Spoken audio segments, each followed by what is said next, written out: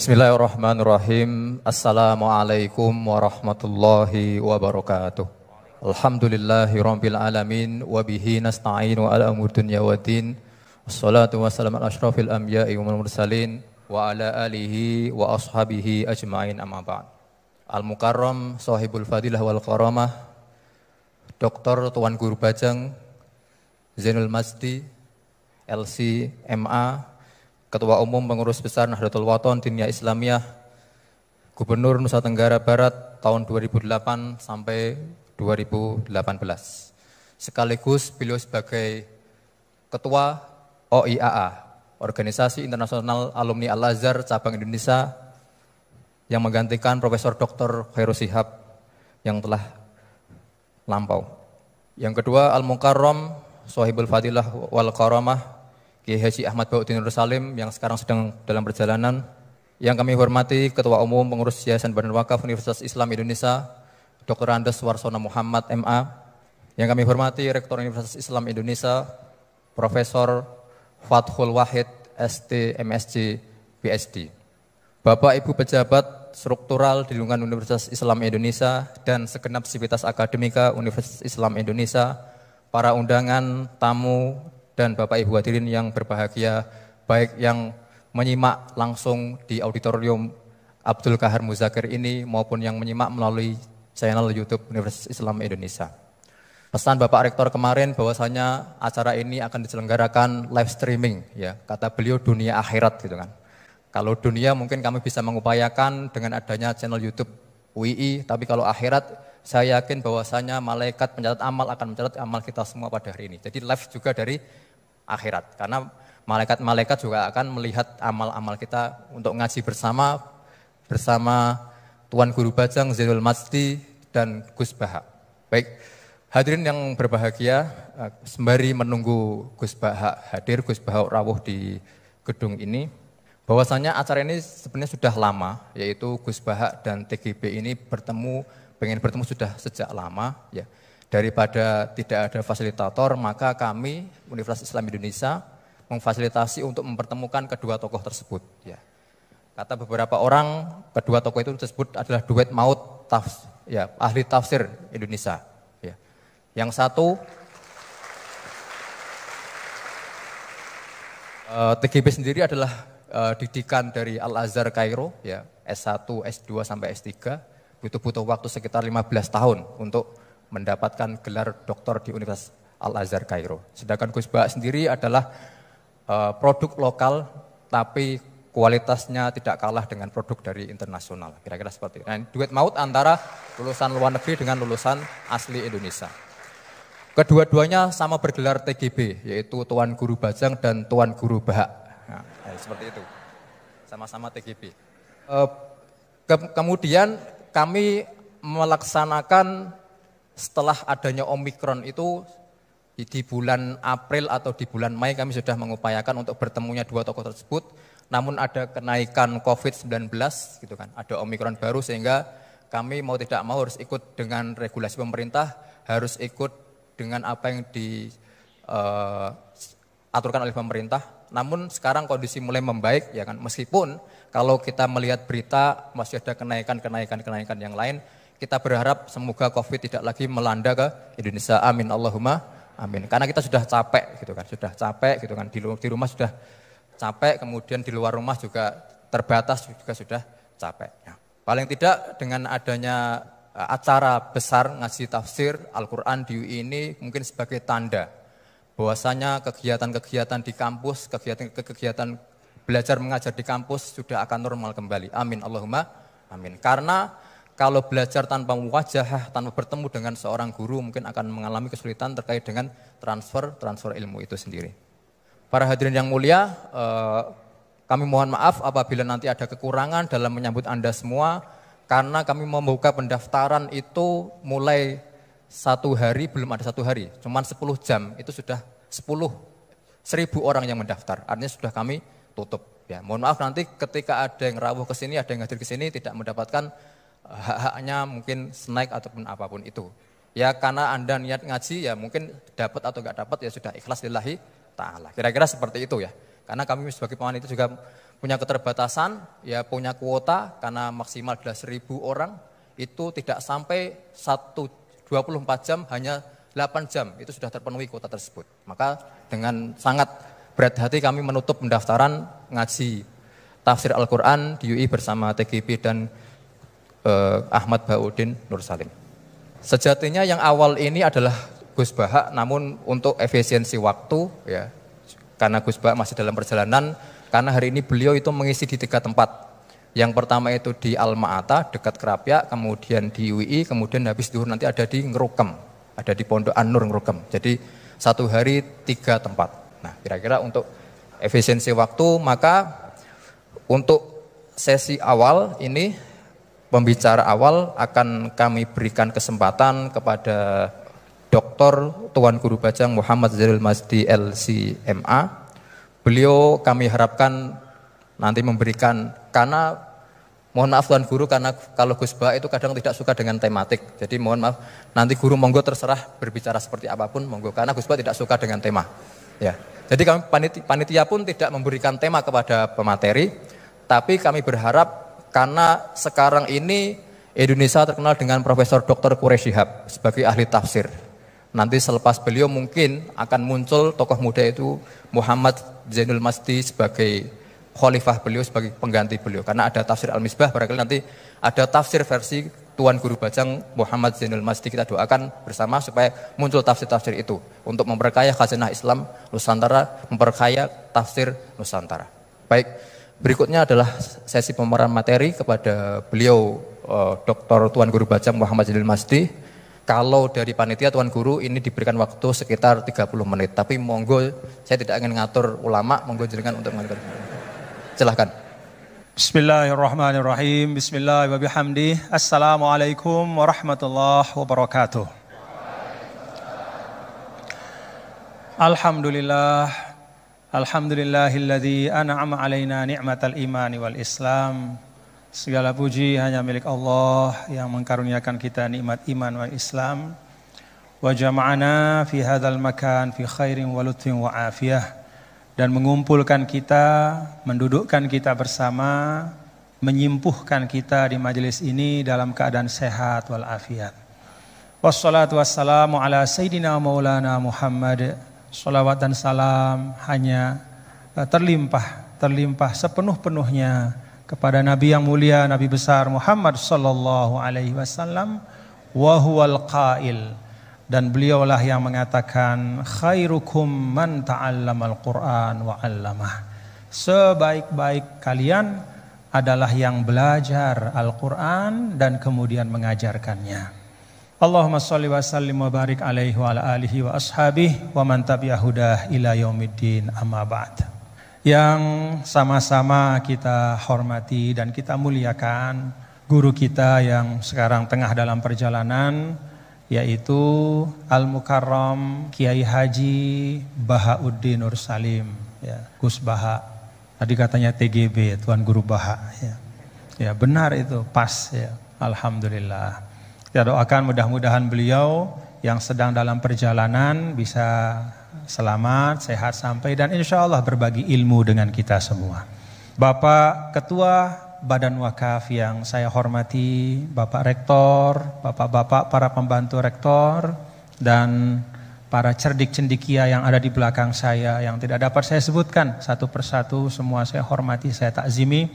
Para hadirin dan hadirat sekalian, Bapak-bapak dan Ibu hadirin jamaah ngaji bareng pada pagi hari ini, mudah-mudahan kita semua dirahmati Allah. Bapak Ibu, dulu seorang guru saya, Syekh Abdul Ghafur Mustafa almarhum, beliau mengatakan bahwa risalah agama itu kalau diringkas dalam satu kalimat, Risalatul Islam adalah is'adul insan fid darain. Jadi Islam itu datang adalah is'adul insan fid darain, yaitu untuk membahagiakan manusia di dunia maupun di akhirat. Beliau mengatakan semua maqasidus syariah Termasuk tentu sumber utama kita berislam, yaitu Al-Quran.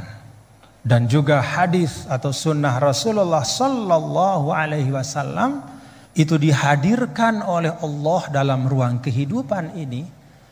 Al-Quran itu kan kalamullah yang qadim. Kalamullah yang qadim itu bahkan yang melekat pada zat Allah. Tapi kalamullah yang qadim yang melekat pada zatnya itu, Allah bermurah untuk menghadirkannya dalam wujud huruf-huruf, kata-kata, kalimat-kalimat yang kemudian menjadi sekumpulan ayat, lalu menjadi surah dan menjadi satu mushaf. Dalam 22 tahun lebih diturunkan kepada Rasul. Itu adalah untuk membahagiakan manusia. Ini perlu kita ingat. Perlu kita ingat karena memang terkadang bahkan bukan hanya orang yang tidak suka pada agama yang mengatakan agama itu menyulitkan atau memberatkan. Bahkan pun kadang kita sebagai umat Islam tanpa sadar kita juga menghadirkan agama dalam bentuk yang menyulitkan. Karena itu Allah Subhanahu wa taala, Bapak-bapak Ibu kan di awal surah Toha Bismillahirrahmanirrahim. Toha ma anzalna 'alaikal Qur'ana litashqa. Kami tidak turunkan Al-Qur'an ini untuk kemudian membuatmu itu kesulitan. Jadi Al-Quran ini bukan hendak memberatkan hidup kita, Bapak-bapak Ibu. Bahkan sebaliknya, Al-Quran itu dihadirkan oleh Allah is'adul insan, supaya kita bahagia, supaya kita senang. Maka kalau kita sebagai umat Islam hari ini atau kapanpun merasa sumpek dengan keislaman kita, merasa berat di dalam kita sebagai seorang muslim, maka itu sama sekali bukan salah agama. Itu sama sekali bukan salahnya Al-Quran. Tetapi itu adalah kekeliruan kita di dalam beragama. Ulama mengatakan ada beragama yang keliru yang namanya at-tadayyun al-ma'kus. Beragama tetapi terbalik-balik. Yang dipentingkan oleh agama itu ditinggalkan. Yang enggak terlalu penting justru yang dibahas habis-habisan.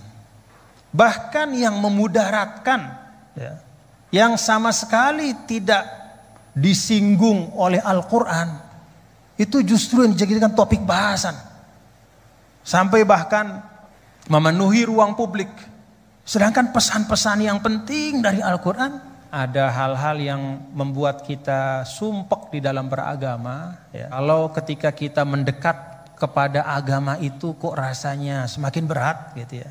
Mungkin karena keberagamaan kita itu yang disebut oleh para ulama at-tadayyunul ma'kus. Jadi beragama cuman kebalik-balik gitu. Yang penting ditinggalkan, yang enggak penting yang dibahas habis-habisan. Nah, saya pikir dari beliau, dari guru kita nanti kita akan simak ngaji bareng. Karena Gus, saya terus terang nggak ngerti ngaji bareng ini awalnya konsepnya kayak apa. Makanya di mobil tadi saya tanya, ini maksudnya masing-masing ngomong aja gitu atau kayak gimana? Yang saya tanya mal mas'ul bi a'lama minasail, dia lebih nggak ngerti lagi dibanding saya. Dia tengok-tengok gitu, terus dia bilang pokoknya ini katanya terserah nanti Gus Baha mau kayak gimana aja. Oh ya sudah. Kalau gitu dia matbu, saya tabi. Begitu. Kalau gitu kita ikutin beliau. Nanti saya menyesuaikan kepada beliau. Jadi saya serahkan moderator langsung saja kepada Al-Mukarram Syekhna Kiai Haji Bahauddin Nur Salim untuk menyampaikan ma fatahallahu bihi, apa-apa yang Allah Ta'ala bukakan kepada beliau untuk kemanfaatan kita semua. Assalamualaikum warahmatullahi wabarakatuh. Baik, karena ada perubahan di tengah-tengah gitu kan. Baiklah, kami berikan waktu tadi Gus, sempat kami singgung bahwasanya di sini ada 2 TGB, Tuan Guru Bajang dan Tuan Guru Bahak gitu kan. Nah, nanti kalau Tuan Guru Jenderal Masjid sempat menyinggung tentang orang-orang yang sumpek, saya kira di sini banyak orang sumpek gitu kan. Karena Gus Bahak itu kadang agak unik, kalau ngaji beliau itu kadang ada hal-hal yang kita lupa akan urusan duniawi, lupa akan urusan kejombloan kita, lupa akan urusan istri-istri kita gitu kan. Nah kadang orang-orang yang punya istri itu lari dari rumah mau ngaji bareng Gus Bahak. Dan istri yang pernah ikut ngaji Gus Bahak kadang akan memberikan izin langsung. Mau kemana mas?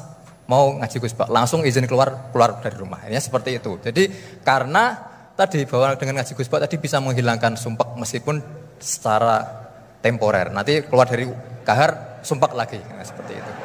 Baik, waktu demat kami persilahkan kepada Gus Bahak untuk memulai kajian ngaji tafsir Al-Quran. Kalau tadi kalau dengan beliau pokoknya beliau terserah mau seperti apa, monggo. Assalamualaikum warahmatullahi wabarakatuh.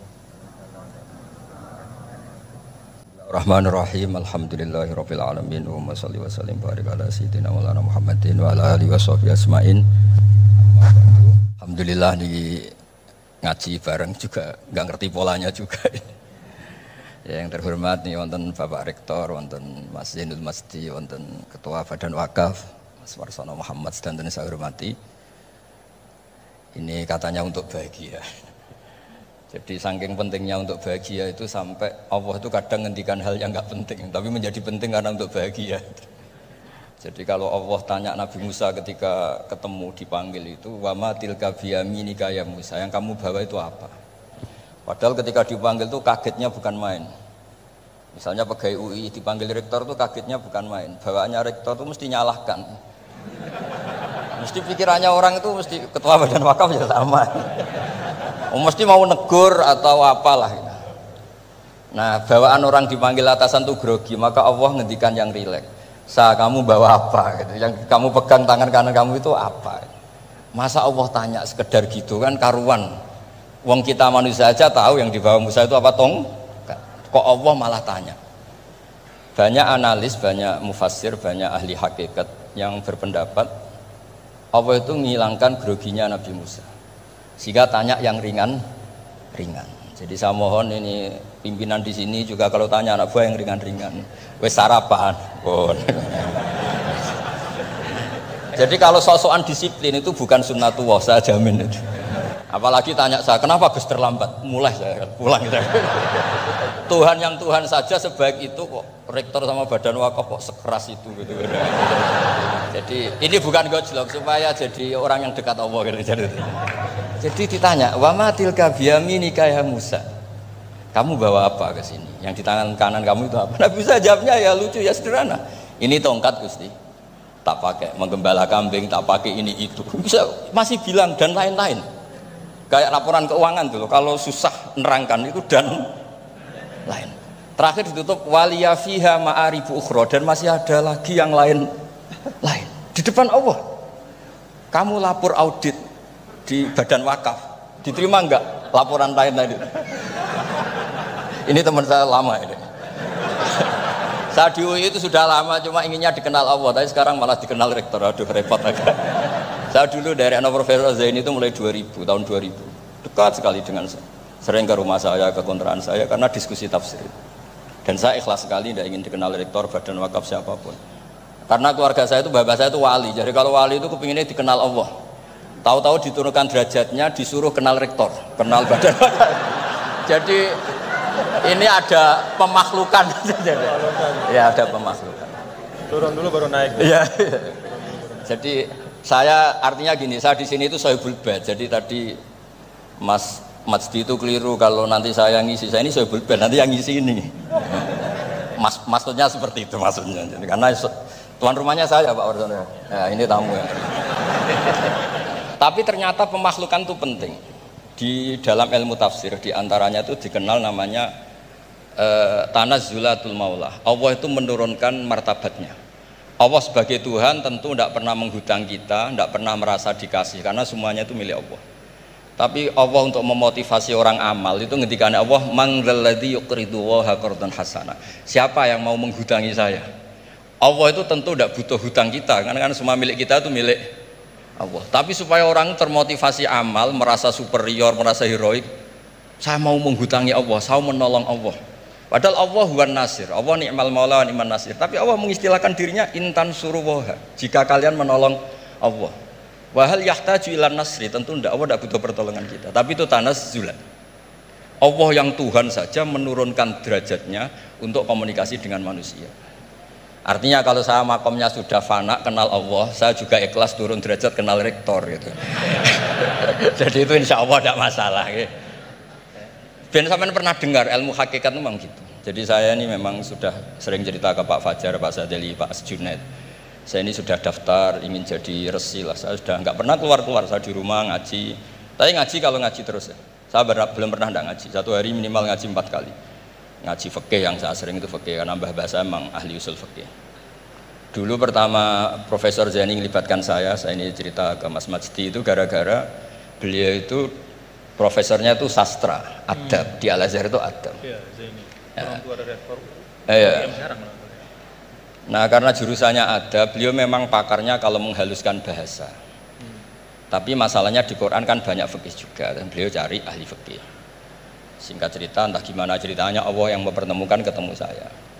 Nah kenapa kita butuh fikih, tidak sekedar kesusastraan atau ilmu adab? Karena ada tafsir atau fikih dalam Quran yang mau tidak mau harus difikihkan. Misalnya begini, wa antasma'u bainal ukhtain, kamu tidak boleh menikahi sekaligus mbak dan adiknya atau adiknya dan mbaknya. Jika Anda berpikir Quran itu hanya Quran, maka berarti apa boleh menikahi misalnya Sri dengan buliknya, Sri dengan budenya, padahal tidak boleh juga. Tapi faktanya Quran hanya ngendikan wa antasma'u bainal ukhtain. Sebab itu zaman Rasulullah SAW sugeng itu nambahi wala binal mar'ati wa ammatiha wala binal mar'ati wa kholatiha, juga tidak boleh menikahi Sri dan budenya atau Sri dan buliknya. Dan kebetulan Nabi itu tidak menambahkan wala binal mar'ati wa jaddatiha, karena kayaknya itu gak usah dilarang, ya sudah lucu aja gitu. Masa kamu nikahi perempuan umur 17 terus minat mbahnya umur 70. Lah itu kalau sampai butuh dilarang ya Anda perlu berobat itu. Tapi kalau bule kan kadang masih menarik. Orang-orang kayak gini itu misalnya nikah umur 17, bulenya cantik umur 30, minat enggak? Jadi artinya butuh dilarang untuk enggak minat tuh butuh dilarang gitu. Tapi kalau mbah ngono kok ditakok. Nah, ngono kok ditakok. Ini pakarnya. Ini tetangga saya orang Bojonegoro, dulu benderanya Profesor ini juga. Artinya andai kan tidak ada usul fikih ini mimbabi itlaqil ba'di wa iradatil qul. Meskipun usul fikih itu yang menginduk ilmu balaghah, ilmu ini itu. Jadi Allah menyebut bainal ukhtain artinya diganti bainal mahromain. Jadi ukhtain itu ibaratun atau itlaqul ba'di, yaitu ukhtain mewakili kata mahromain. Dua perempuan yang punya hubungan mahram tidak boleh dinikah bersamaan untuk orang-orang yang poligami. Ini penting supaya semua tafsir juga gitu, lafat-lafat yang ada mahdhufnya itu kita jaga, baik itu secara keilmuan maupun secara fikih. Keilmuan misalnya begini, orang yang dilaknati Allah mala'anahu wa ghadiba alaihi, di antaranya diteruskan wa ja'ala minhumul qiradata wal khanazira wa abadat tauhid. Lalu misalnya secara penelitian tidak pernah ada makhluk manusia yang dulu jadi kera, tapi melihat ayat itu seakan-akan itu pernah ada periode atau kejadian di mana manusia itu dirubah jadi kera. Wa ja'ala minhumul qiradata. Mau tidak mau kita butuh perangkat ilmu lain yang namanya balaghah. Itu orang Jawa itu kalau dilangkai kakinya itu hanya bilang kayak kera. Orang nggak sopan tuh katanya kayak kera. Tapi kalau dilangkai kepalanya langsung oh dasar ketek itu, dasar kera. Artinya dalam ilmu tasbih kalau kemiripannya itu biasa itu masih disebut ka, seperti. Tapi kalau mirip banget perilakunya itu kafnya dibuang, sehingga orang yang tuli banget terhadap kebenaran Allah bilang summum bukmun umyun. Orang kafir itu summun, tuli misalnya, bukmun ada bisu, padahal faktanya mereka bisa mendengar, bisa ngomong, bisa bicara, tapi saking tidak pernahnya mau mendengar kebenaran, di redaksinya summun, bukan kasumi tapi summun. Begitu juga di bab madah memuji. Kalau orang agak ganteng, mungkin saya kalau muji Mas Masdi hanya kalkomar, muji Pak Rektor paling ya kalkomar. Tapi kalau muji Nabi langsung komarun, anta samsun, anta bedrun, karena gantengnya kelewat, sehingga kaf tasbih seperti ini itu dibuang. Nah, andai kan tidak ada fakta manusia itu pernah dirubah jadi kera di era itu, andai kan itu nggak ada, kita sendiri juga nggak tahu. Kita masih bisa menganalisis dengan teori balaghah tadi, wajah alaminhumul kirodata ekal kirodah. Mereka atau mislal kirodah, mereka dijadikan Allah laksana kera, tidak berakhlak, tidak beretika, tidak bermoral. Ini pentingnya ilmu balaghah, sehingga kita tidak perlu mengharuskan orang berkeyakinan dulu itu pernah ada orang manusia dirubah jadi apa? Kera. Nah, misalnya ada yang berkeyakinan atau berpendapat memang itu pernah nyata, itu ngendikannya Rasulullah, kemudian itu dihilangkan, hanya hidup 3 hari kemudian hilang sehingga nggak punya turunan. Jadi pilihan-pilihan dalam tafsir itu, satu tentu riwayat, dua itu analisis balaghah. Nah, analisis fikih itu tidak kalah penting karena konstruksi Quran itu ada fikih yang sudah mapan. Seorang lagi ada fikih yang sudah mapan. Ketika Nabi Lut itu menyesali kaumnya itu lesbi dan gay, kelainan seksual, itu Nabi Lut ngendikan haula ibanati hunna adharulakum. Kalau kamu ingin menyalurkan kebutuhan biologis Anda, ini ada anak-anak putri kami, hunna adharulakum, itu lebih suci bagi kalian. Tentu fikih itu sudah mapan, maknanya dinikahi dulu dengan proses nikah yang sah. Nah, barokahnya fikih yang mapan ini, Allah tidak cerita tafasilul umur, tidak cerita detail-detailnya, sehingga salah sekali kalau kita sering bilang kita hanya kembali ke Quran. Itu tidak bisa, karena Quran juga tidak berdiri sendiri dengan makna yang sebenarnya, karena turun itu ada asbabun nuzul. Ini yang terakhir supaya ngasih pekerjaan kan jauh-jauh dari NTB, ya kan bisa dimanfaatkan secara baik dan benar. Saya ini saya bulbel. Nah, enggak, ini bukan guyon, tapi memang betul harus begitu memang. Mau tidak mau. Sumpah misalnya, orang itu kalau ditagih hutang atau ditegur itu masih ya besok saya bayar. Ditagih lagi kayak gak percaya, wawahi besok saya bayar. Jadi kata wawahi itu mesti menunjukkan emosi, tersinggung, sumpah. Sehingga suatu saat ada seorang khotib ini ngendikan, fawarobbis sama iwal ardi innahu lahakum mislama annakum tantikun. Demi Tuhannya langit dan bumi, itu si Bedui, ada orang Arabi, orang desa, langsung menyelasi Pak Khotib tadi. Pak Khotib, mangdalladzi akhdhafal jalil hatta alja'ahu ilal yamin. Siapa yang bikin murka Allah sehingga Allah terpaksa sumpah? Semenjak itu jadi ilmu, kalau Allah memulai redaksi dengan sumpah, dengan qasam, pasti Allah tersinggung. Jika lafat-lafat yang dimulai wan naziati gharqa atau dimulai wasamsi wa duhaha, mesti terusannya itu Allah agak marah. Karena di mana-mana orang sumpah itu menjelaskan sama yang agak tidak percaya. Itu dzauqul arabi, itu ad-dzauqus salim. Nah, begitu seterusnya. Kemudian masalah wasfiyah ismiyah. Saya dulu sering debat sama Profesor Zaini. Kan misalnya kiai-kiai di Jawa umumnya kalau maknani min alakin itu segumpal darah. Lalu orang-orang yang nekuni embriologi itu tidak pernah ada segumpal darah, kalau segumpal darah malah jadi kluron, macam-macam. Katanya Quran itu mesti benar, ini ada segumpal darah. Kata saya segumpal darah itu bahasa Indonesia, Quran itu bahasa Arab, tidak akan ada itu di Quran, kata saya. Tapi ada yang bilang segumpal darah, ya tetap aja itu enggak Quran, yang Qurannya min alakin, segumpal darah itu bahasa Indonesia, Quran tidak ada yang bahasa Indonesia, kata saya. Nah, tapi itu bisa dianalisis pakai balaghah atau pakai teori madatul kalimah. Min alakin itu dari kata aliko ya'liko alakon, sesuatu yang menempel. Jadi kalau di proses embriologi, misalnya ada apa yang menempel dalam ilmu itu, yaitu yang jadi rahim, jadi anak. Atau pakai ilmu balaghah, min alakin tetap maknanya segumpal darah, tapi maknanya itu tangkis atau tahkir. Manusia itu sombong. Padahal materinya sama yang sekarang jadi sama dengan materi yang sekarang jadi segumpal darah, yaitu kita yang seperti ini materinya ya sperma, segumpal darah yang seperti itu juga materinya sperma. Kok kamu sombong? Materi kamu sama dengan materi min alakin.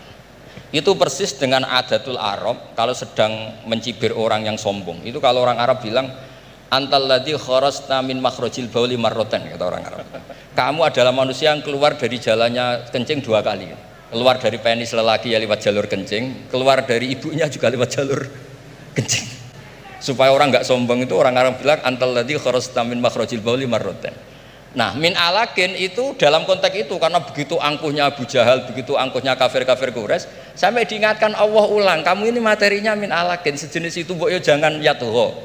Buktinya terusannya ayat kalla innal insana layatgha, manusia itu sungguh angkuh. Nggih niki pun deal nggih, jenengan harus sepakat saya ini Sohibul Bait sama Pak Warsono sama Pak Rektor, ini tamu yang diundang untuk ceramah tafsir. Kalau ndak berarti asawaha wa rasulah. Nggih, monggo Mas Wasti sini. Terima kasih Gus. Jadi nanti kita balikin lagi ke Gus Baha ya. Tapi Gus, jadi begini, tadi beliau menyampaikan kan beliau ini min sulalatil aulia ya. Jadi kakek beliau itu adalah para aulia. Jadi aulia itu muhimmahnya itu adalah dikenal Allah gitu ya. Nah, kemudian beliau bilang bahwa tapi takdirnya sekarang masuk UI ini pengen dikenal Allah malah justru turun jadi dikenal rektor katanya. Tapi Gus itu menurut saya ya, jadi kalau kita bertarekatnya, nah kan sering ya ketika misalnya kita bicara tentang tarekat ya, tarekat itu dimaknakan taroki ya, taroki artinya naik gitu, jalan naik gitu ya. Akhir zaman nih Gus Baha ya dan bapak-bapak ibu, mungkin kita perlu juga bertarekat dalam makna tadani ya, turun. Jadi tarekat bukan hanya jalan naik tapi juga jalan turun. Karena bagi orang di akhir zaman ini kalau hanya tahu jalan naik dan tidak tahu jalan turun itu repot. Apalagi Pak Rektor dengan Kepala Badan Wakaf ya, atau para pejabat gitu ya, tahu jalan naik saja tapi nggak tahu jalan turun gitu ya. Jadi kalau belajar tarekat hanya ingin jalan naik gitu tapi nggak pernah belajar jalan turun, itu biasanya dekat-dekat turun tuh galau ya. Ya, jadi galau, bingung gitu gimana cara turunnya gitu ya. Dan memang dulu saya pernah naik Gunung Rinjani juga ya Gus ya, waktu masih muallimin dulu, masih sanawiyah aliyah, itu saya rasakan betul gitu bahwa naik gunung itu menantang ya, sangat menantang ya. Bahkan Gunung Rinjani itu ada masa di mana di tengah-tengah itu ada namanya Bukit Penyesalan gitu. Kenapa Bukit Penyesalan? Ya udah nyesel di situ gitu, mau balik udah jauh, mau terusin juga masih jauh sekali gitu di depannya. Itu Bukit Penyesalan, baina-baina. Tapi ternyata turunnya itu jauh lebih berat. Jadi kalau kita naik itu kan mengandalkan kekuatan otot ya, keluarkan energi untuk menggerakkan. Kalau turun itu kita menggunakan energi untuk menahan, dan itu jauh lebih berat. Ya, jadi menahan pada saat turun itu jauh lebih berat daripada ketika menanjak ya. Dan ya pada waktu itu ya saya kena musibahnya pada saat turun gitu ya. Jadi artinya memang bahwa dalam kehidupan ini kita belajar naik dan juga belajar turun. Jadi tarakat itu taroki wa tadani gitu ya. Dan kalau sudah turun ada masanya juga naik. Jadi Gus Baha tadi kenal rektor, nanti kenal kepada Allah lagi, balik lagi kepada niat semula insyaallah. Nah, saya ingin sampaikan nih, beliau tadi sedikit sekali ya, dalam waktu yang sangat singkat, tapi itu menyampaikan hal-hal yang sangat penting ya. Saya nggak tahu nih, dipahami nggak apa yang beliau sampaikan tadi nih? Dipahami nggak? Mulai balaghah, kemudian madah. Ngerti nggak madah itu? Madah itu apa? Madah itu pujian-pujian ya. Bagaimana turuku ta'bir ya, asalibut ta'bir ya, bagaimana orang Arab itu mengungkapkan ya perasaan mereka, mengungkapkan harapan mereka ya, bagaimana mereka memilih diksi-diksi dalam komunikasi mereka, itu mewarnai Al-Qur'an. Jadi beliau ini tadi ketawa-ketawa ya, bapak-bapak juga ketawa-ketawa semua ya. Tapi yang disampaikan itu sudah bahan kuliah buat di Rosat Ulia itu, buat pasca sarjana itu. Ya, jadi alhamdulillah. Nah, silahkan nanti dielaborasi masing-masing. Tapi yang ingin saya sampaikan begini, ada catatan saya terhadap apa yang beliau sampaikan. Pertama, apa yang beliau sampaikan itu menegaskan ungkapan wa'tul buyuta min abwabiha. Masuklah ke rumah melalui pintunya. Kalau kita ingin belajar Al-Qur'an itu ada jalannya, ada pintunya. Tadi beliau sudah sampaikan, ada tafsir Al-Qur'an bil Qur'an, ada riwayat, kumpulan riwayat ya. Bahkan Al-Qur'an juga menegaskan sebagian satu sama lain itu saling memperkuat, saling membantu. Jadi kalau kita misalnya bertanya-tanya, wa man a'rada an dzikri fa inna lahu ma'isyatan dhanka wa nahsyuruhu yaumal qiyamati a'ma. kata zikri itu maksudnya apa gitu. Karena kata zikr itu kan dalam Al-Quran luas ya. Apakah zikr itu adalah zikrullah, subhanallah, alhamdulillah, wala ilaha illallah. Sehingga ayat itu artinya siapa saja yang berpaling dari mengingat Allah, maka hidupnya akan menjadi sempit, akan sumpek, akan resah. Atau zikri di situ maknanya adalah Al-Quran ya. Sehingga artinya adalah barang siapa yang memalingkan dirinya dari pesan-pesan Al-Quran, maka hidupnya akan disorientasi. Bagaimana kita mengambil pilihan di antara dua makna? Nah, kita lihat. Qala rabbi lima hasyaratani amma wa qad kuntu basira qala kadzalika atatka ayatuna fanasitaha wa kadzalikal yauma tunsa. Lalu orang itu mengatakan di akhirat, ya Allah, bagaimana mungkin kok saya dibangkitkan dalam keadaan buta padahal di dunia saya melihat. Kemudian Allah mengatakan qala kadzalika, itu balasan yang setimpal, atatka ayatuna fanasitaha. Telah datang kepadamu ayat-ayat kami lalu kau lupakan. Nah, dari ayat ini maka ulama menafsirkan kata zikri. Oh, yang dimaksudkan dengan zikri itu adalah ayatuna, yaitu Al-Quran. Nah, ini yang disebut dengan Al-Quran yufassiru ba'duhu ba'duhu. Dia saling menafsirkan. Baik itu penafsirannya datang segera setelahnya, ataupun di ayat-ayat yang lain seperti yang Al-Mukarram Kiai Haji Bahaudin sampaikan. Ada yang di bagian yang lain, baik itu secara nas, secara sharih, ataupun secara dilalah, secara tunjukkan isyarat.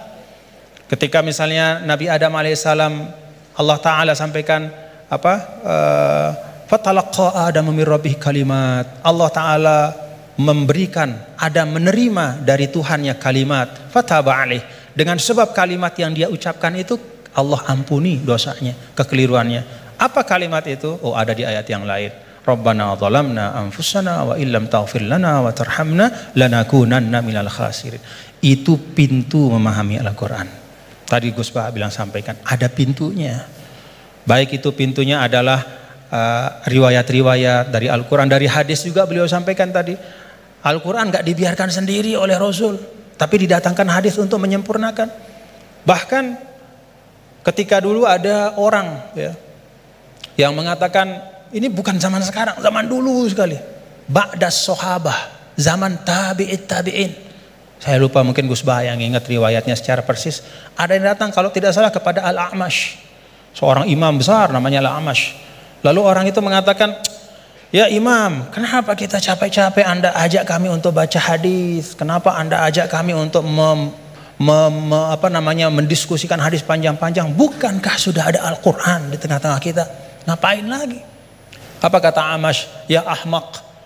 Pak, atajidu, apakah kamu temukan dalam Al-Quran itu ada sholat 5 waktu secara terperinci? Gak ada. Nabilah yang menegakkan amanah untuk menjelaskan sholat 5 waktu itu kayak apa, banyak rakaatnya seperti apa, waktunya gimana, kaifiyatnya seperti apa. Bahkan sebelum sholatnya pun Nabi ajarkan isbagul wudunya kayak apa. Bahkan tidak hanya yang wajib-wajib dalam wudu, madmadoh istinsyaknya pun, kumur-kumurnya masukin air ke hidung, semua diajarkan sama Nabi.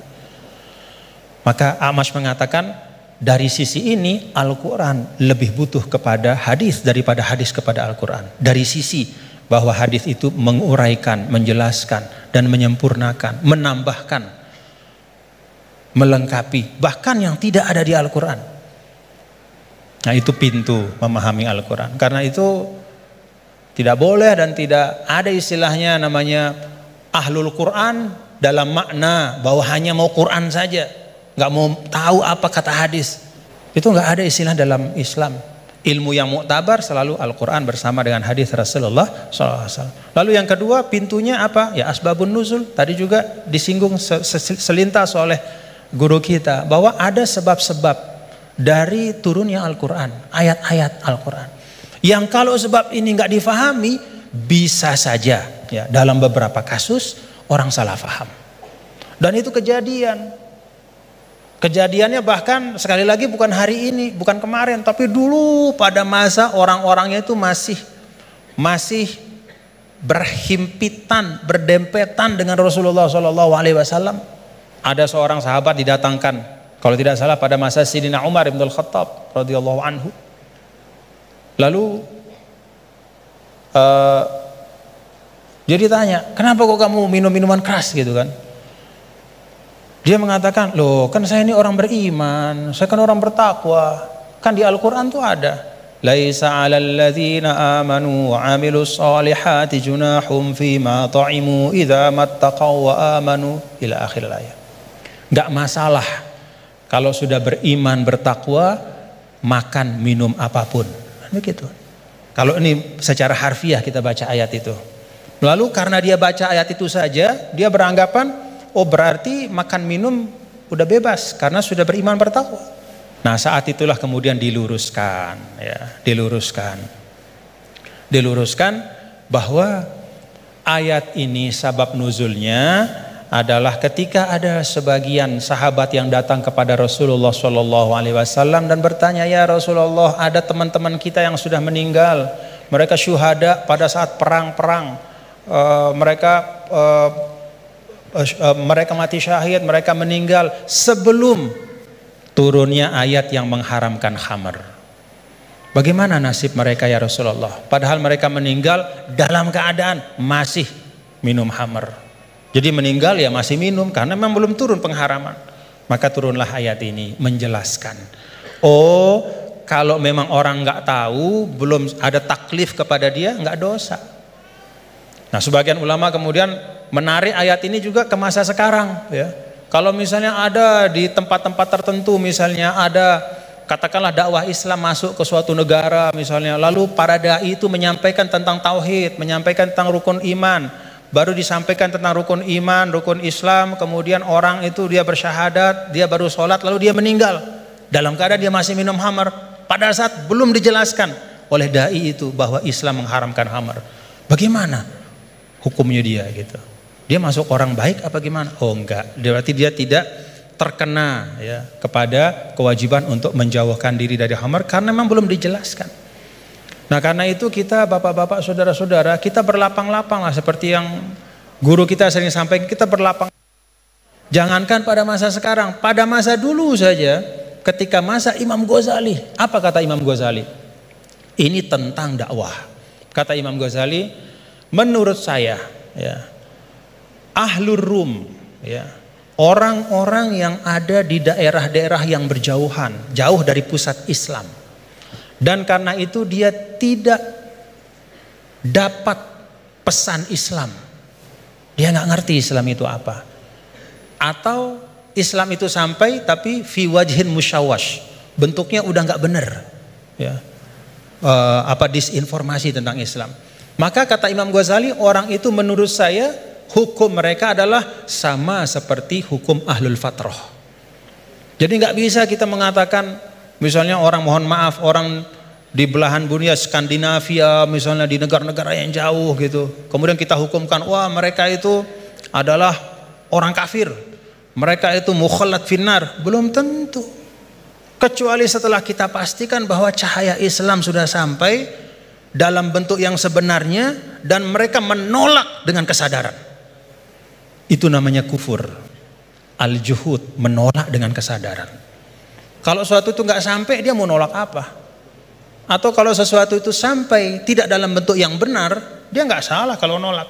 Misalnya hari-hari dia dapat berita Islam agama teroris, misalnya nih dari medianya, itu aja yang dia konsumsi.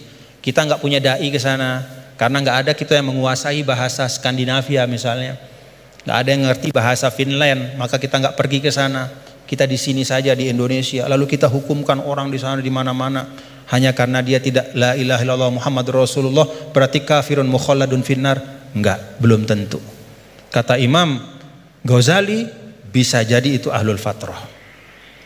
Nah, dengan itu maka kita lebih tenang di dalam berdakwah, tidak mendahulukan memvonis seseorang, sekelompok orang, tapi tausilud dakwah yang kita utamakan, menyampaikan itu yang diutamakan. Nah, tadi beliau menyampaikan itu tentang sabab nuzul. Dan yang ketiga yaitu ma'rifatul lughatil arabiyyah, itu pintu. Jadi pintunya itu yang pertama adalah riwayat-riwayat baik dalam Al-Qur'an, ayat-ayat Al-Qur'an maupun hadis, kemudian juga ijma' sahabat. Yang kedua adalah sabab nuzul kita faham. Dan yang ketiga itu mengerti ya masalikul Arab, ya bagaimana cara orang Arab bicara, karena itu juga sangat mewarnai bagaimana Allah Ta'ala ya menurunkan kitab suci Al-Qur'annya. Dan alhamdulillah bapak-bapak, saudara-saudara, kalau kita ada ketekunan, ya ini teman-teman semua ya, kalau ada ketekunan, ya seperti sekarang kita bisa menikmati ya. Kalau dulu misalnya apa yang disampaikan oleh Gus Baha itu hanya bisa dinikmati oleh para santri, ya di pesantren-pesantren, itu pun dalam halakoh-halakoh yang terbatas. Tapi alhamdulillah berkat UII ngaji bareng kita bisa menikmati hari ini mutiara-mutiara dan keindahan Al-Quran. Alhamdulillah. Saya balikin lagi kepada Gus Baha sebagai Sohibul Bait. Bismillahirrahmanirrahim. Meneruskan konstruksi ayat ya. Misalnya begini, Anda jangan langsung menyalahkan Nabi Adam. Saya ini sering kampanye untuk membela Nabi Adam, karena banyak kiai yang cerita Nabi Adam itu salah melulu. Nanti kan kita di surga kan nggak perlu ngajukan kredit, nggak perlu punya istri cantik yang minta ke mall, karena kelebihannya bidadari itu cantik, nggak minta belanja. Sudah gitu di madu juga agak protes. Tapi kalau di dunia itu sudah minta belanja di madu. Nah, tapi kenapa Nabi Adam akhirnya keluar dari surga dan kita menyalahkan hanya demi kepentingan supaya tadi punya istri cantik, tidak minta uang apa? Belanja dan boleh dipoligami mau. Maksudnya. Di konstruksi ayat itu tidak ditampakkan, tapi semua ahli tafsir tahu. Misalnya fadallahuma bihurur, setan menipu Adam dan Hawa dengan curang. Hurur itu nipu. Jadi kalau ngaji nipu itu mulai dulu itu ya gurunya setan itu. Jadi Nabi Adam itu di surga dengan penuh limpahan anugerah. Buah apa saja ada, makanan apa saja ada, enggak bayar. Tempat mewah leg juga enggak bayar. Kalau Anda di hotel leg sedikit aja bayarnya minta ampun. Akhirnya setan itu pura-pura nangis terseduh-seduh. Akhirnya Nabi Adam menghampiri. Kenapa kamu nangis? Saya ini iba sama kamu, kasihan. Nikmat yang begini nikmat, pada akhirnya Anda ini mati. Karena Anda manusia, pasti mati. Kasihan sudah senikmat ini kemudian Anda mati.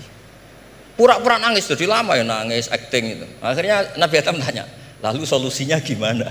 Terus setan tinggal numpangi. Hal adulluka ala syajaratil khuldi wa mulkil la yafla. Kamu mau tak kasih vitamin, makan pohon khuldi. Nanti kalau kamu makan itu terus abadi. Jadi terus setan, Nabi Adam mulai ragu ya, tapi Allah melarang saya makan pohon khuldi itu, syajaratul khuldi itu. Kamu tidak usah cari tafsirnya, itu anggur, apa ketela, apa duren, itu namanya orang kurang penggawean itu. Itu gak penting. Ketika Allah tidak menjelaskan detail itu berarti detailnya itu tidak penting. Kamu sok penting nyari itu apa itu. Allah saja tidak menjelaskan, kok kamu yang manusia mau menjelaskan. Akhirnya Nabi Adam tanya, apa betul Allah itu melarang saya makan itu? Terus Allah cerita, wa qasamahuma inni lakuma laminan nasihin.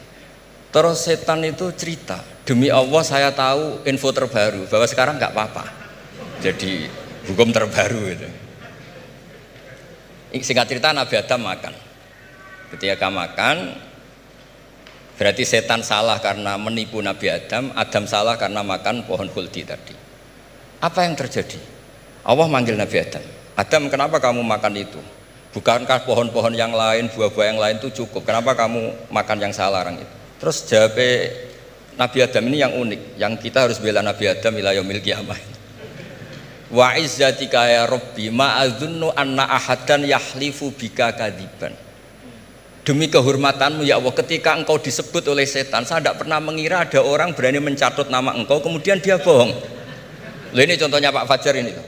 Sama temannya yang paling sering bohong itu dia nggak percaya, tapi meskipun sering bohong kalau dipanggil Pak Rektor ngecek ulang apa enggak, kalau kalimatnya dipanggil Pak Rektor pasti nggak ngecek ulang, meskipun teman yang sering bohong pasti langsung nyari Pak Rektor. Saya misalnya sebagai murid Mbah Maimun punya teman yang sering bohong sekalipun terus bilang Gus dipanggil Mbah Maimun, pastilah langsung ke sana karena disebut nama itu orang sudah tidak berpikir jelimet.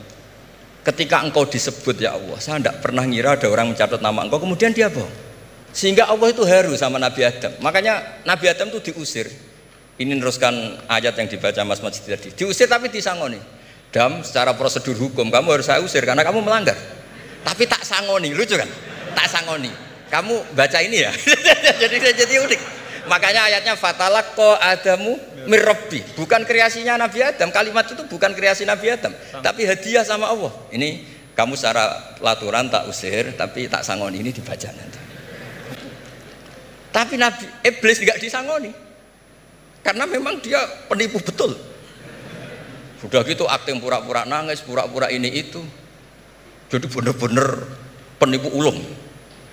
Makanya sekarang pun kalau penipu itu memang harus sopan, harus nangis. Itu cara untuk karena sanatnya penipuan memang begitu. Sanat awalnya memang begitu. Pura-pura nangis, terus pura-pura itu. Jadi itu memang cara paling efektif untuk apa? Nipu. Ada sanatnya. Nah, lalu kenapa ada hadis mangqala la ilaha illallah dakhalal jannah? Ini terakhir terus nanti Mas Masdi ngendikan terus doai sekalian. Perintah sahibul bait, bukan permintaan, perintah. Perintah itu bukan berarti tidak sopan. Memang bahasa Indonesia itu gitu. Permohonan itu mesti diabaikan. Kalau perintah itu agak tegas. Bukan masalah. Jadi begini. Saya ulang lagi konstruksi ya, konstruksi ayat fadallahuma bihurur. Kenapa mangqala la ilaha dakhalal jannah? Itu unik. Kalau kita baca hadis, ada orang itu pendosa, salahnya sudah minta ampun. Sama Allah dipanggil. Ini hadis musnad, riwayat Musnad Ahmad dan banyak riwayat yang lain. Dipanggil, "Fulan, kamu ke sini. Kamu lihat itu apa?" "Bok, Gusti." "Berapa?" 99. Per bok itu maddul basor. Sepanjang mata melihat itu isinya dokumen kesalahan dia. Jadi nggak kayak yang di pengadilan itu hanya beberapa tumpuk. Itu sepanjang dia lihat itu kesalahannya dia. Sepanjang dia melihat. Sudah gitu jumlahnya 99. Ya dia putus asa, dia akan masuk surga. Kemudian sama Allah, sudah kamu tenang saja. Diambilkan bok kecil, kecil sekali, paling sak bok jam tangannya. Dah, innaka lan tuzlamal yaum, kamu tidak akan terdolimi. Kenapa Gusti? Ini kamu punya kebaikan ini kecil sekali. Ya apa efeknya Gusti? Kan nggak ngefek kesalahan seperti itu. Kemudian bandingannya hanya kebaikan sekecil itu. Dah kamu tenang aja. Setelah ditimbang, box 99 yang jumlahnya maddul basor kira-kira 3 kilo sama satu wadah jam kecil, ternyata setelah ditimbang itu menangin 1 jam kecil. Karena isinya la ilaha illallah. Malaikat itu gak berani. Kamu berani, ada namaku kemudian kamu abaikan. Saya dipanggil 1000 mahasiswa UII sama satu Pak Rektor, Pak Fajar. Kemana arahnya? Ke satu rektor apa ke 1000 mahasiswa yang manggil? Pak Rektor, kan ini urusan nasib. Nah ini cerita. Malaikat yang nimbang Pak Warsono itu diprovokasi sama malaikat yang lain. Kamu berani nggak mempertimbangkan kata Allah di situ? Wah ya tidak berani. Nah, itu disebut fala yaskulu ma'asmillahi ta'ala sayun, dibandingkan asma Allah itu tidak ada yang bisa ngungguli. Nah, di sini terus para torekot, para apa konwiridan Allah. Tapi karena kita ini sekarang sudah tidak ngaji malah tanya, gunanya apa sih muni Allah? Lu nyebut pangerane orang gunane. Oh ini sedang nyebut Tuhannya, kok kamu tanya gunanya apa? Kamu tak kasih uang aja tidak pernah tanya gunanya uang ini apa? Pas dijak wiridan tanya, gunanya apa sih? Oh dasar orang aneh. jadi logis. Lah Nabi Adam juga sama, ketika disebut asma Allah itu nggak mikir yang lain. Apa setan itu penipu apa enggak, sudah grogi yang manggil Allah langsung. Nah makanya saya mohon kenapa kita memahami mangkana akhiru kalamihi Allah la ilaha illallah dakhalal jannah. Karena dengan itu malaikat gak berani macam-macam. Jadi nanti kalau Anda ketemu malaikat tukang hisab, ayo silakan abaikan nama Allah. Kalau kamu berani berarti tidak malaikatnya Allah. Masa namanya Allah gak dipertimbangkan? Ya tadi misalnya dosen-dosen UI ada undangan seminar menjanjikan. Enggak seminar menjanjikan tapi yang manggil rektor, milih mana? Kira-kira saja. Milih rektor kan? Karena ini nasib berkelanjutan kan kalau seminar kan. Apalagi ini asmane Allah. Nah, makanya Nabi ngendikan fato satisi jilat wasakula ismuwah. Kemudian bok kesalahan tadi jomplang kalah. Kemudian yang menang hanya asmanya Allah Subhanahu wa taala. Makanya terus disebut sudah Nabi ketika tanya amal apa paling baik ya Rasulullah, gini dzikrullah fisirri wal alan gini-gini, dan kamu mati dan kamu hidup walisanu katarbun, kamu harus selalu ingat Allah Ta'ala. Lah dene saya sekarang itu sudah biasa ingat Allah terus disuruh ingat rektor, ya muga-muga itu tugas dari Allah juga. Saya tidak tahu apa benar apa tidak tahu. Tapi yang jelas saya tidak jenis orang yang terus nganggep apa dunia penting betul. Tapi yo penting lah gue sanggup mati. Tapi yang jelas supaya sampean ngerti madhab saya, karena ini ngaji dan saya punya niat baik, maka saya ungkapkan cara berpikir saya. Jadi sampean tidak usah kaget. Mungkin namanya kan mengabaikan kesalahan, cara berpikir nggak gitu. Kita punya riwayat sahihah bahwa ketika malaikat mengabaikan semua kesalahan ini karena nggak berani memperbandingkan asmane Allah dengan yang lain. Makanya disebut di akhir hadis fala yaskulu ma'asmillahi ta'ala sayun. Ketika sudah nyebut Allah harus dianggap selesai. Enggak boleh habis nyebut Allah mau mati kredit, enggak boleh. BPKB di bank ini enggak boleh. Nanti akhir hayatnya bilang BPKB bukan Allah. Enggak harus kata Allah itu mengunci. Disebut akhiru kalami. Lah kalau sampean tanya, kenapa itu menjadi penting? Karena tadi malaikat tidak akan memperbandingkan Allah dengan yang lainnya.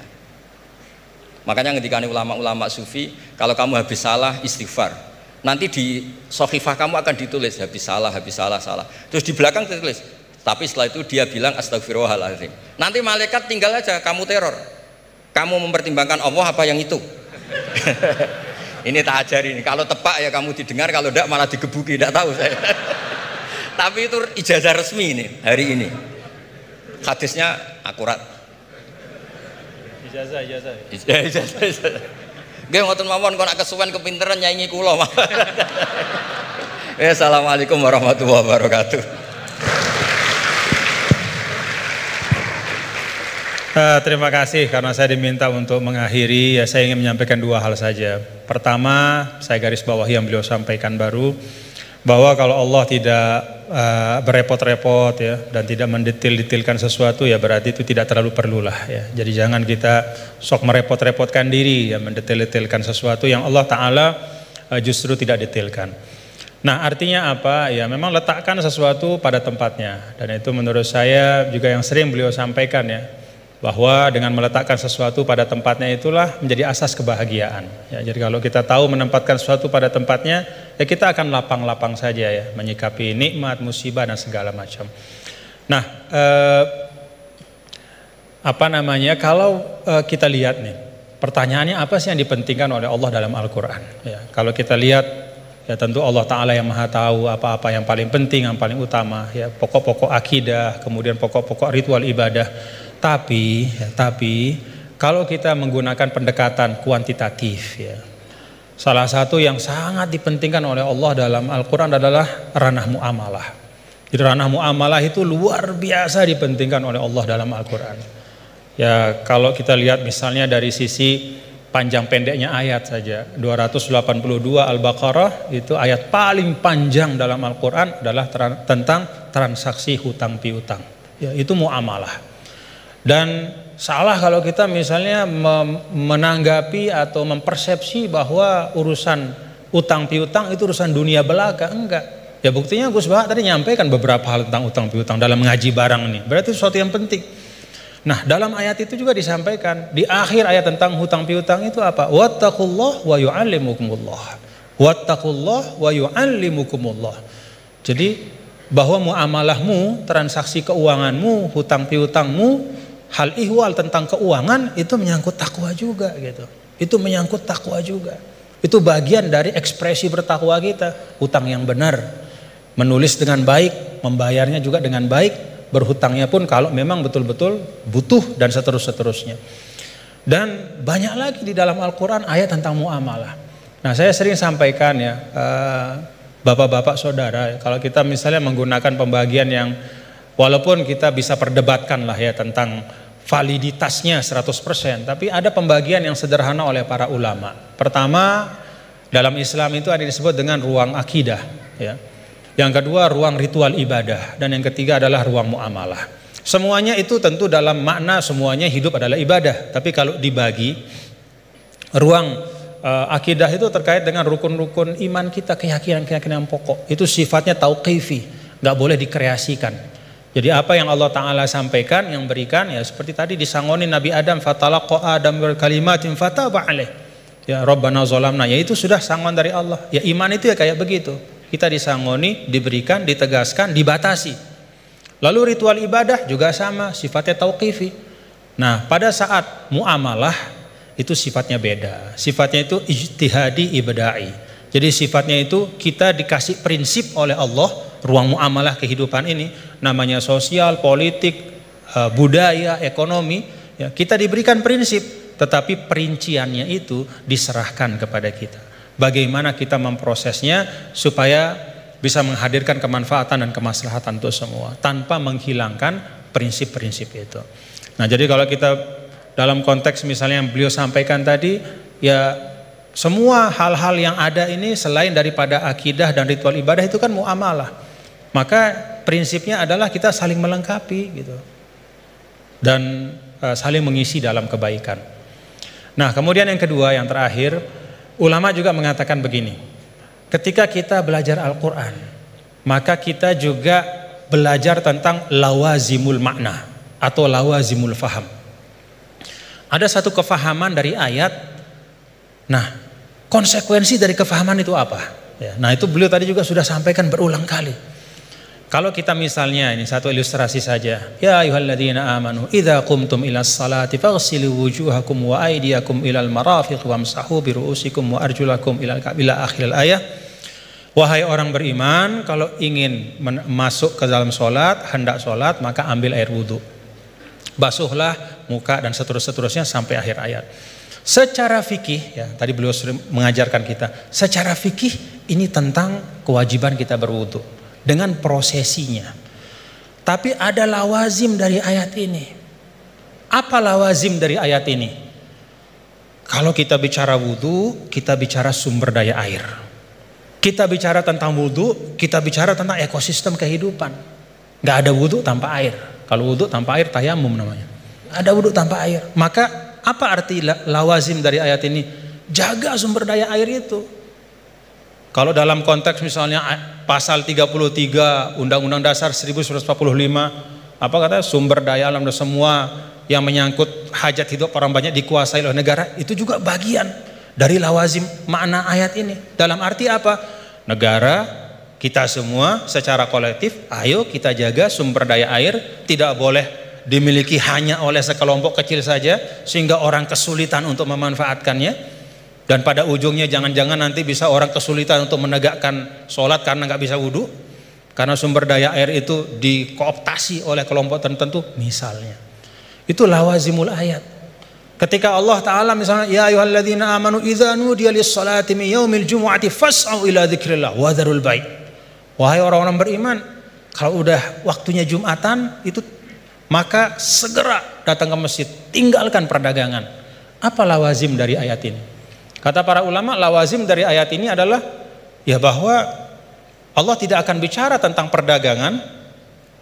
Allah tidak berbicara tentang sesuatu yang penting, ya, yang bisa mengalihkan, ya, seseorang dari ibadah.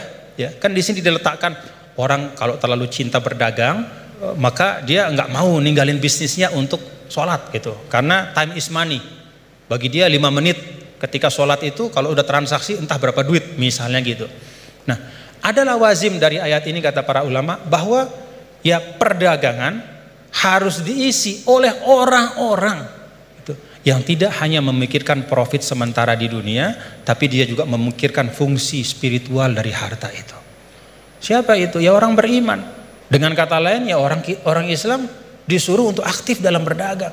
Karena ketika perdagangan itu diisi oleh orang-orang yang tidak punya pandangan lebih dari dunia, kalau kata orang Sasak enggaknya cuman dia pandang dunia saja, ya dia tidak akan mungkin bisa menunaikan pesan ayat ini. Jadi ayat ini bisa ditunaikan pesannya adalah oleh orang-orang yang ketika dia hidup di dunia beraktivitas di ekonomi, ya, membangun kapital, membangun bisnis, tapi pada saat yang sama dia juga meletakkan itu semua menjadi bagian dari ibadahnya kepada Allah.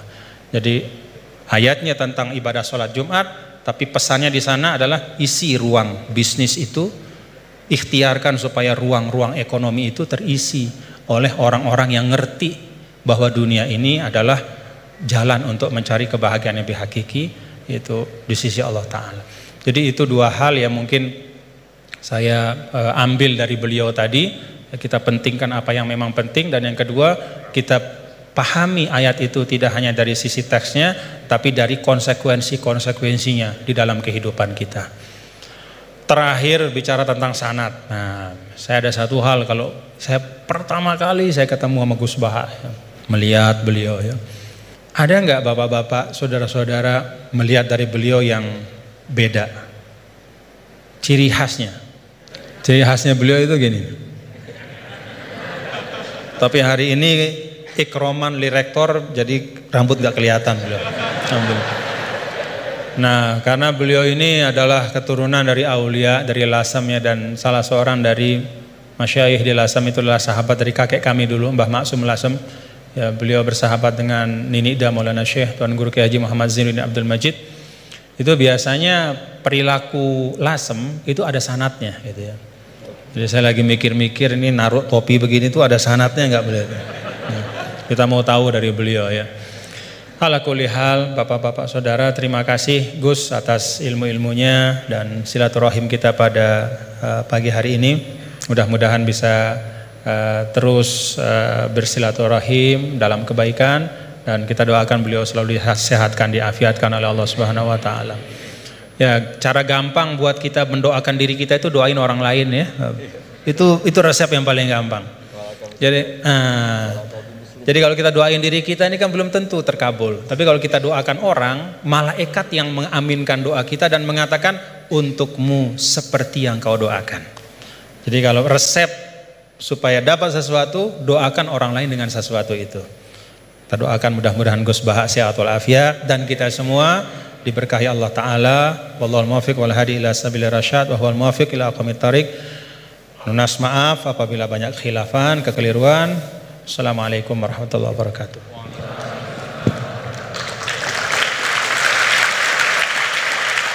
Baik, karena masih ada waktu yang tidak banyak, mungkin sedikit. Beliau juga berkenan untuk ada sesi tanya jawab. Mungkin nanti akan ada maksimal 3 penanya dari mungkin sebelah kiri, kanan, tengah, kemudian kanan. Silahkan 3. 1 dari kiri, ya, yang dekat tiang silahkan. Silahkan berdiri untuk meminta mic dari panitia. Ya, singkat ya. Assalamualaikum warahmatullahi wabarakatuh. Ya, menarik pemaparan dari guru kita semua terkait dengan Islam harus membahagiakan. Yang pertama tafsirnya adalah sekarang ada paham materialisme itu juga menawarkan kebahagiaan, paham hedonisme juga menawarkan kebahagiaan, paham liberalisme itu juga menawarkan kebahagiaan. Jadi Islam bahagianya itu mungkin kita bisa menilai diri kita masing-masing. Hari ini paham apa yang kita pakai untuk bahagia? Apakah betul-betul Islam konsepsi atau Islam yang sudah berkembang jadi modernisme dengan kombinasi kapitalisme, liberalisme, kemudian hedonisme, kemudian yang saya sebutkan tadi bercepat. Jadi tafsirnya ayat ini menurut modernisme sekarang kemudian dikaitkan dengan penjelasan tadi, kebahagiaan itu Islam membahagiaan. Orang sekarang dengan duit sehingga monetisme menuhankan duit di mana-mana. Oleh karena itu Islam melakukan revolusi akidah. Bagaimana kembalikan kepada Allah Subhanahu wa taala sebagai satu-satunya yang memberikan kebahagiaan. Sehingga revolusi yang dilakukan kita sekarang apakah bisa dilakukan dengan revolusi takwa? Ali Imran 102. Ya ayyuhalladzina amanu taqullaha haqqa tuqatih wa la tamutunna illa wa antum muslimun. Allah memanggil kepada orang beriman yang diakui imannya untuk bertakwa dengan sebenar-benar takwa, menjadi iman yang disamakan dengan kekasih Allah, wali Allah, dan kemudian kalau tidak mati dalam keadaan Islam, yaitu iman yang terdaftar seperti Gus Baha sampaikan tadi, dia punya satu kalimat tapi berharga sekali, itu iman yang terdaftar yang murni tidak kesyirikan. Pertanyaannya adalah bagaimana revolusi takwa kita buat untuk melawan revolusi industri hari ini yang sudah membuat orang tertipu. Sebagaimana Gus Baha sampaikan, banyak orang tertipu, setan ahli tipu dengan lemah lembut, kasih sayang, dengan duit, ya, sehingga bagaimana kita menghadapi tipuan-tipuan dunia seperti sekarang lewat revolusi takwa yang kita buat, dan bagaimana bentuk konkretnya, metodologisnya. Mungkin itu saja. Terima kasih. Assalamualaikum warahmatullahi wabarakatuh. Berikutnya penanya kedua dari tengah. Assalamualaikum warahmatullahi wabarakatuh. Sebelumnya terima kasih saya ucapkan kepada Pak Bajar sebagai moderator telah mempersilahkan saya dan memberi kesempatan. Sebelumnya saya memperkenalkan diri, saya Engki Kurniawan dari mahasiswa Prodi Ekonomi Islam Ukan 2020. Tanpa mengurangi rasa hormat kepada Al-Mukarram Tuan Guru dan Gus Baha, saya ingin mempertanyakan yang tadi sempat disinggung di awal, yaitu tentang tadayun makus, tentang kekeliruan dalam beragama. Gitu. Kita tahu sekarang bagaimana tentang perkembangan teknologi yang menyebabkan informasi-informasi itu berkembang secara masif mengenai agama-agama gitu, tentang pelajaran-pelajaran dan tafsir Al-Quran gitu. Yang kita tahu tadayun makus ini tentang bagaimana orang-orang menyampaikan yang kurang penting di atas sesuatu yang penting gitu. Nah, sebagai kami mahasiswa gitu yang masih awam tentang agama, bagaimana sih gitu cara kita menangkis agar tidak terjerumus atau terjerat dengan pembahasan-pembahasan yang kurang penting dan menjerumuskan kita ke dalam sesuatu yang sesuatu yang buruk gitu, yang kayak memunculkan perdebatan dan kontroversi. Gitu saja, Pak. Terima kasih. Wassalamualaikum warahmatullahi wabarakatuh. Terakhir dari Putri. Pertanyaan fikih sangat sederhana tapi saya tidak paham. Saya bacakan bagaimana cara mengajarkan istihadhah yang memudahkan kepada anak perempuan yang belum baligh, Gus Baha. Karena kalau kami jelaskan dengan menghafal dan memahami syarat-syarat tamyiz, mereka kesulitan.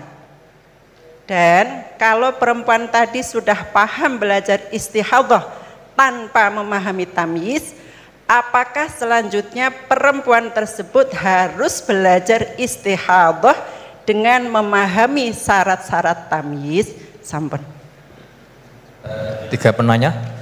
Berikutnya kami berikan kesempatan kepada Gus Baha untuk menjawab. Kamu itu jadi jabat itu kok tanggung jawab. Di sini itu ada DPPAI ya? Iya. Coba terang no, singkatan di DPPAI. Ben ngerti ben ono. Baik hadirin yang berbahagia, di seperti yang diperintahkan oleh Gus Baha, bahwasanya di UI ini ada DPPAI, Direktorat Pendidikan Pembinaan Agama Islam. Jadi menurut beliau itu gaji, maksudnya supaya jawab gajinya bentuknya akhirat. Menurut beliau yang berhak menjawab itu adalah orang DPPAI, waduh, karena yang bertanggung jawab atas Islam di UI. Ya kan? Ini tak bantu.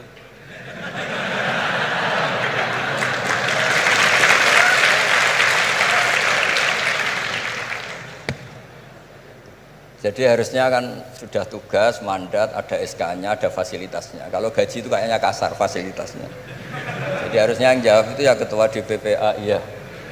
Tapi sudahlah karena saya ini orang baik tak tolong. Begini ya, jadi perspektif Islam atau taqarrub ilallah itu mulai dulu itu orang mau tidak mau subjektif, tapi hukum pokoknya sama. Misalnya orang mencintai Allah, ada yang saking mencintainya itu tidak pernah nyebut Allah. Ada wali itu mencintai Allah tidak pernah nyebut Allah, karena dia takut ini nama sakral, jangan-jangan dilecehkan. Imam Malik itu pernah ada seorang pengemis datang, ya Imam Malik saya minta uang. Imam Malik jawabnya itu, saya tidak punya uang, baru tidak bawa uang, juga tidak punya uang. Kamu besok ke rumah saya atau nanti ke rumah saya, tak kasih uang. Terus diberi nasihat sama temannya. Halal itu mbok yawa Anda ngomong rozaqakallah, ya semoga Allah memberi rezeki kamu. Jawabnya Imam Malik itu apa? Saya masih hafal teksnya.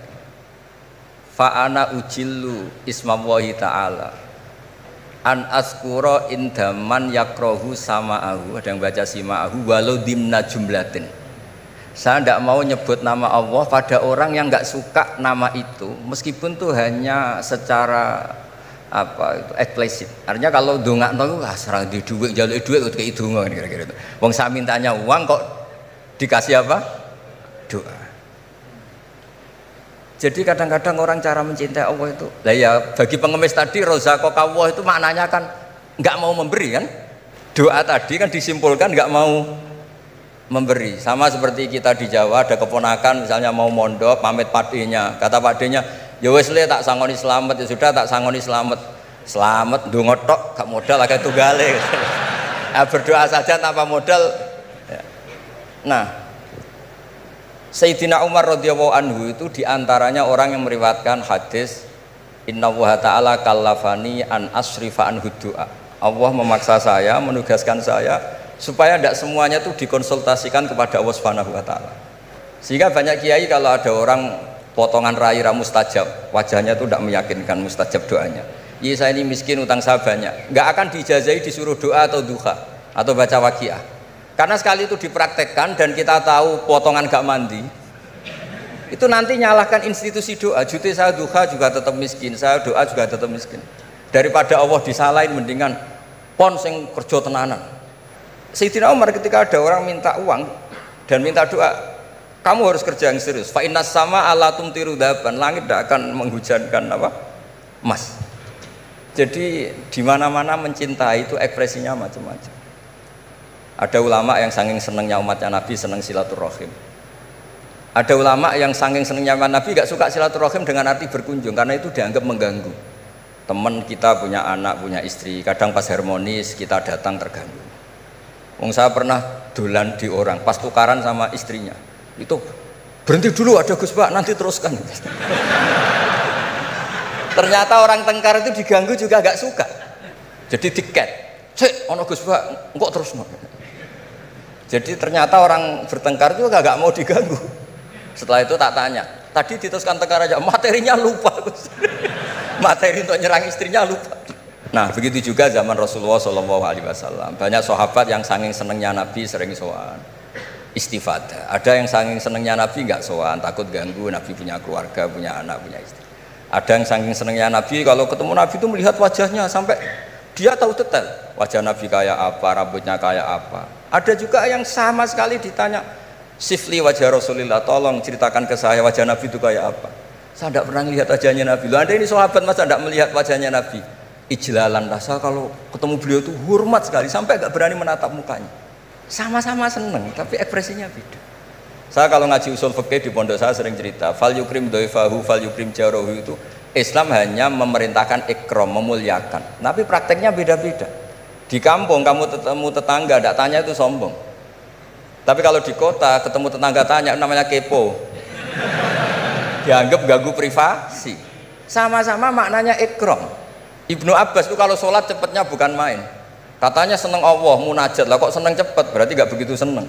Tapi Ibnu Abbas kebalik cara tanya, kenapa kamu kalau sholat cepat? Setan nata-nata mau goda saya, ternyata saya selesai jadi kecelik dia. itu juga ilmu ya, artinya cara itu tidak usah distandarkan gitu ya, monggo lah, sepenting ada sanadnya. Ada apa? Ada sanadnya. Ya saya seperti datang ke sini itu mungkin bagi anda bagus, wah Gus Pak kersorawo alhamdulillah, jari santriku waduh gak ngaji meneh diganggu wong UII. Jadi anda statusnya bagi saya pengganggu.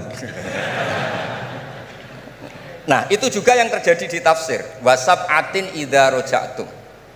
Ada pelanggaran tertentu di puasa itu kafarohnya itu fasyamu salasati ayamin fil haji wasab atin idza roja'tum. 7 ketika kamu pulang, itu kata Abu Hanifah 7 hari ini boleh dilakukan di kawasan Mekah asal selesai haji sudah. Tapi bagi Imam Syafi'i pulang itu harus sudah sampai rumah. Sekarang saya beri pertanyaan, ketika Pak Fajar ini acara selesai terus dia pamit saya pulang, Gus saya tak pulang. Bagi saya dia sudah pulang meskipun masih di jalan. Tapi bagi istrinya istilah pulang kalau sudah sampai rumah. Lalu idza roja'tum itu pulang itu menurut siapa? Mas Majdi nanti ketika sudah pamit di bandara kita bilang sudah apa? Pulang. Tapi kata istrinya belum. Sama-sama istilahnya wasafatin idza roja'tum. Ada kiai itu tidak pernah mikir Islam sama sekali. Sebenarnya sama Islam bukan main, tapi gak tahu mikir Islam. Tak tanya Islam agamanya pangeran Gus, mbok pikir keliru, ono sing duwe. Islam itu milik Allah, ya, mesti diurus sama Allah, tidak usah kamu pikir. Allah sendiri nanti yang ngatur Islam. Ternyata saking tawakalnya nggak mikir. Ya ada juga yang mikir Islam semangat malah keliru saking semangatnya. Ya macam-macam, sama-sama mencintai Islam. Coba kalau kamu seneng sama anak-anak, anak kamu main pakai motor atau pakai ontet, pilihannya dua. Kamu peduli, ayo kawal nanti kalau jatuh, ayo kawal sama pembantu ini nanti kalau jatuh. Itu ya bukti cinta. Ada enggak? Sembarno ae wis pinter. Anakku wis pinter, nak tiba tangi dhewe, anakku sudah pinter kan. Itu juga penghormatan pada anak. Jangan kira makna seneng itu harus terbentuk satu versi. Seneng anak ya nak dolan dikawal. Ternyata yang membiarkan juga bentuk penghormatan bahwa anak ini sudah mandiri. Ya, terus yang masalah istikhadah itu masyhur itu di riwayat Hamnah binti Jahsy. Hamnah itu haidnya melebihi hari wajar. Terus sama Nabi, sudah kamu saya haidkan sesuai tanggal yang sebelum kamu kena penyakit ini. Itu kamu anggap haid, lainnya kamu anggap istikhadah. Itu istikhadah paling gampang. Ikuti saja fatwanya Imam Syafi'i. Jadi misalnya Januari kok 6 hari, Februari kok sampai terus mulai ada penyakit sampai 1 bulan keluar darah, Maret keluar darah, itu kata Imam Syafi'i ngikuti riwayat tadi, sudah kamu fatahayadi, terus sitata ayam, sabata ayam, terus Nabi ngendikan kamu menghaidkan seperti bulan-bulan sebelum kena penyakit istikhadah itu. Lainnya di istikhadah. Itu namanya rudat ilal adat. Jadi supaya ndak ribet pakai tamyiz diukur. Ini darah ini lebih kuat dibanding ini, yang lemah ndak kayak yang sing tukang delok ya sapa gitu. Apalagi yang ditanya itu lelaki gitu tuh. Nah, itu kan ya agak repot lah, coba agama ini tidak perlu repot-repot seperti itu. Jadi ini sebagai senior saya kasihan sama Pak Junet ini. Harusnya beliau nanti yang kena hisab pasti Pak Junet. Jabatannya mau, tanggung jawabnya nggak mau. Ya tapi kebetulan ada orang baik di sini ya, alhamdulillah saja. Kalau ketemu saya tuh cium tangan bolak-balik, tapi niatnya kayaknya mau supaya saya mau backup gitu. Nah ini yang satu pertanyaan Mas Wasdi ini, masih kan 3, saya jawab 2. Harus korupsi teknologi efek di agama. Oh iya, ya sebenarnya kan perubahan-perubahan itu setiap masa terjadi ya. Ya kita menganggap perubahan hari ini perubahan yang paling penting ya karena kita hidup di dalamnya. Tapi bagi generasi-generasi sebelum kita, ya perubahan yang terjadi pada masa mereka itulah yang paling penting gitu. Dan beragama kita hari ini ya itu kan juga sebagiannya dibentuk dari bagaimana para ulama kita dulu merespon perubahan-perubahan yang ada pada masa mereka. Jadi kalau kita lihat jangankan yang sekarang ya Gus ya, bahkan pada masa Imam Syafi'i pun kan, dan masa-masa para imam mujtahidin ya, mereka itu sangat membuka diri dan melihat dinamika-dinamika yang terjadi dan menjadikan ya hal-hal yang terjadi di tengah masyarakat itu sebagai bahan penting untuk merumuskan pandangan keagamaan. Dan karena itu kalau misalnya Al-Azhar ya, Al-Azhar Syarif itu sekarang punya perhatian hanya 3 hal saja ya ketika bicara tentang pemikiran keagamaan. Yang pertama, tafkik al-fikril mutatarrif. Jadi membedah dan mempreteli pemikiran yang ekstrim, mengembalikan kepada manhaj wasati. Itu yang pertama. Kemudian yang kedua, tajdid al-khitab ad-dini, yaitu memperbaharui al-khitab, cara kita menyampaikan sebenarnya kan al-khitab itu kan cara kita mengajak orang beragama. Supaya cara kita mengajak orang beragama ini tidak membuat orang semakin jauh dari agama ya. Jangan membuat ya seperti tadi beliau sampaikan, bahkan Rasul pun hati-hati ya, ketika menjawab pertanyaan dari masing-masing sahabatnya. Nggak ada Rasul itu gebiah uyah. Ya pokoknya ini mentang-mentang ini sahabat saya semua, saya kasih satu patokan plek harus kayak gini, nggak ada. Yang nanya tentang mana amal yang paling afdol dilihat oleh Nabi kan gitu Gus ya.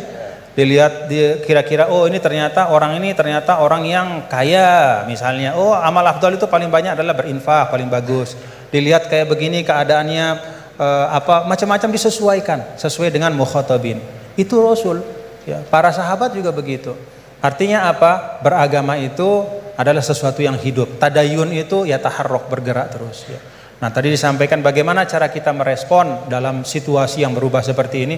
Yang pertama yang nggak usah galau. Tadi beliau sampaikan agama ini milik Allah Ta'ala.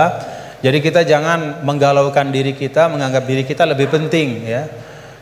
Tidak ada manusia yang sangat penting sehingga dia tidak tergantikan dalam kehidupan kecuali para nabi dan rasul. Ya siapapun itu, fungsinya pasti akan ketika sudah masanya dia pasti akan digantikan. Dan semua orang menunaikan tugasnya sesuai dengan kewenangan serta apa yang diberikan oleh Allah Subhanahu wa taala. Jadi tidak usah kita galau ya. Yang paling penting adalah menurut saya ya terus kita ngaji seperti ini untuk mendiskusikan hal-hal bagaimana kita bisa beragama masing-masing nyaman semuanya ya. Kita bisa beragama dengan nyaman, dengan tenang seperti tadi kata guru saya is'adul insan fid darain, supaya kita beragama dan kita bahagia. Ya, beragama bahagia. Ya, dan itu memang pesan dari Islam. Adapun isme yang disampaikan tadi yaitu ijtihad manusia saja. Ya, hari ini kita kan begini, umur biologis kita kan pendek, 60-70 tahun. Maka isme yang tumbuh berkembang di tengah-tengah kita hari ini kita anggap sebagai sesuatu yang sangat penting, ya, sesuatu yang merupakan pencapaian luar biasa hebatnya. Tapi kalau kita letakkan diri kita di dalam spektrum sejarah yang panjang, maka itu hanya bagian dari ijtihad yang manusia, ya. Sehingga menurut saya tidak perlu kita kita istilahnya seakan-akan isme itu akan menggantikan Islam. Enggak, yaitu ijtihad manusia. Besok akan ada isme baru, tapi al-Islam ya'lu wa la yu'la alaih. Islam akan tetap tegak teguh, insya Allah. Mudah-mudahan kita berada di dalamnya, bagian dari itu semua. Itu saja yang dapat saya sampaikan. Terima kasih sekali lagi atas kesempatan pada hari ini, Pak Rektor, Bapak Kepala Badan Wakaf dan semua. Jazakumullah khairan katsira. Mudah-mudahan kita bisa jumpa dalam kesempatan yang lain. Assalamualaikum warahmatullahi wabarakatuh.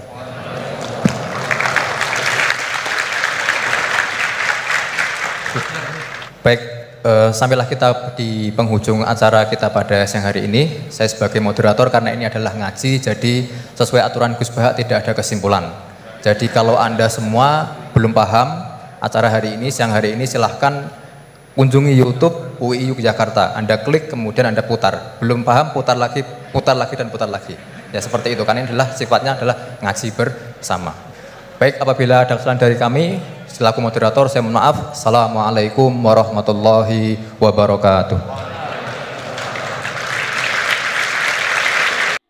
Oke teman-teman, jadi itulah reaction ngaji kita bersama dengan Kiai Haji Bahauddin Nur Salim atau Gus Baha, yang mana Gus Baha ngaji bersama dengan Tuan Guru Bajang atau Kiai Zainul Majdi, dan ini merupakan duet 2 TGB, Tuan Guru Bajang dan Tuan Guru Baha, katanya moderator seperti itu, Mas Fajar. Dan teman-teman, untuk ngaji kali ini beberapa hal yang bisa kita catatkan. Ini bukan rangkuman tentu saja, yang hanya catatan-catatan saja, murni dari admin. Dan ini beberapa hal yang kita catatkan. Yang pertama adalah bahwasanya sebaik-baik kalian adalah yang belajar Al-Quran dan mengajarkannya. Kemudian risalah Islam adalah untuk membahagiakan manusia di dunia maupun di akhirat. Al-Quran milik Allah, bagian dari Allah, dianugerahkan turun kepada manusia dalam bentuk huruf, ayat, surat ataupun mushaf, yang mana nantinya adalah untuk membahagiakan manusia. Jadi ayat-ayat Allah itu atau Al-Quran itu ditujukan untuk membahagiakan manusia. Jadi jika kita sebagai muslim merasa sumpek dan berat menjalani kehidupan adalah karena kekeliruan kita dalam beragama, yaitu membuang yang penting dan memperhatikan yang tidak penting, atau ini termasuk menjadi terbolak-balik. Harusnya itu yang tidak penting ya udah dibuang saja, tapi yang penting itu yang menjadi acuan kita. Tapi kadang itu orang malah mementingkan yang tidak penting, seperti itu. Kemudian yang ketiga, saking pentingnya bahagia, Allah itu sampai membahas sesuatu yang tidak penting, yaitu saat memanggil Nabi Musa, yang ditanyakan adalah yang dibawa Nabi Musa itu apa. Padahal Allah tentu lebih tahu hal itu, karena Allah itu ingin rileks dan santai. Nabi Musa juga menjawab, ini tongkat ya Allah, untuk ini, itu, dan lain-lainnya. Jawabannya juga sangat santai, artinya Allah menginginkan makhluk itu bahagia. Allah menurunkan derajatnya meskipun tidak mungkin turun derajatnya. Allah ingin membuat kita merasa penting dan punya kontribusi, yaitu saat menanyakan apa yang bisa kau pinjamkan padaku. Kemudian yang keempat, ada ayat yang memang dijadikan sebagai bahan hukum fikih, sebagaimana fokus Gus Baha, yaitu mempelajari Al-Quran dengan usul fikih. Jadi Al-Quran tidak hanya dibahas dari sisi harfiah saja, tetapi dibahas juga melalui sisi balaghah dan keilmuan usul fikihnya. Kemudian yang kelima, belajar thariqah atau hakikat itu artinya secara bahasa yang berarti naik, yaitu naiknya level hubungan kita pada Allah. Namun di akhir zaman, tarekat juga sebaiknya berarti turun, karena jika kita hanya belajar naik tidak tahu cara turun, nantinya akan menjadi mempersulit diri kita. Nanti dikiranya malah jadi memimpin. Namun dalam tarekat ini boleh turun sedikit tapi dengan tujuan naik lebih tinggi. Sebagaimana melompat perlu ancang-ancang mundur untuk melompat lebih tinggi. Kemudian yang keenam, balasan yang setimpal bagi orang yang telah tahu ayat-ayat Allah namun tidak mau memedulikannya adalah ketika dibangkitkan dalam keadaan buta. Maka Al-Quran adalah pintu untuk cahaya penerang. Pintu Al-Quran antara lain riwayat-riwayat para ahlul Quran, asbabun nuzul, dan mengerti bahasa Arab atau balaghah. Nah, riwayat-riwayat ini yang menjadi penting, sangat penting, karena penafsiran-penafsiran itu juga ditafsirkan oleh ulama-ulama terdahulu, yang kadang memang ada perbedaan dengan ulama-ulama yang kontemporer misalkan. Dan kemudian ada juga yang dibahas adalah asbabun nuzul dan juga balaghah, karena semuanya itu metode-metode untuk mempelajari Al-Quran. Kemudian yang ketujuh, kufur adalah menolak dengan penuh kesadaran padahal sudah tersampaikan kebenaran namun memang tidak bisa menerimanya atau tidak bisa diterima. Itu berarti kufur. Berarti orang yang kufur itu sudah dapat informasi kebenaran tetapi dia tidak mau menerimanya. Kemudian yang ke-8, Nabi Adam diusir dari surga karena tipu daya setan yang sampai bersumpah menyebut demi Allah. Maka Nabi Adam tidak menyangka ada makhluk yang mencatut nama Allah untuk berbohong atau untuk menipu. Sehingga ketika Nabi Adam diusir, maka disangoni atau dibekali oleh Allah untuk kehidupan di dunia ini. 9, dalam konteks muamalah selain konteks akidah, maka berlaku saling melengkapi. Boleh ada kreasi atau khilaf perbedaan, semakin banyak semakin baik, karena muamalah penuh strategi. Semakin banyak strategi semakin memudahkan karena banyak alternatif. Namun di bidang akidah ya sesuai dengan bekal dari Allah, tidak perlu divariasikan dengan ide dari kita atau mewajibkan yang tidak wajib dan mengharamkan yang tidak haram, itu tidak boleh, sangat tidak boleh. Yang ke-10, pentingkan yang memang penting, dan dunia adalah salah satu sisi yang harus dimaksimalkan untuk kebaikan baik di dunia maupun di akhirat. Resep untuk mendapatkan sesuatu, maka doakan bagi orang lain untuk sesuatu itu, maka insya Allah akan kembali ke kita. Yang ke-11, Islam itu milik Allah, pasti akan diurus oleh Allah. Namun bukti kita cinta pada Allah ya dengan mengurus Islam.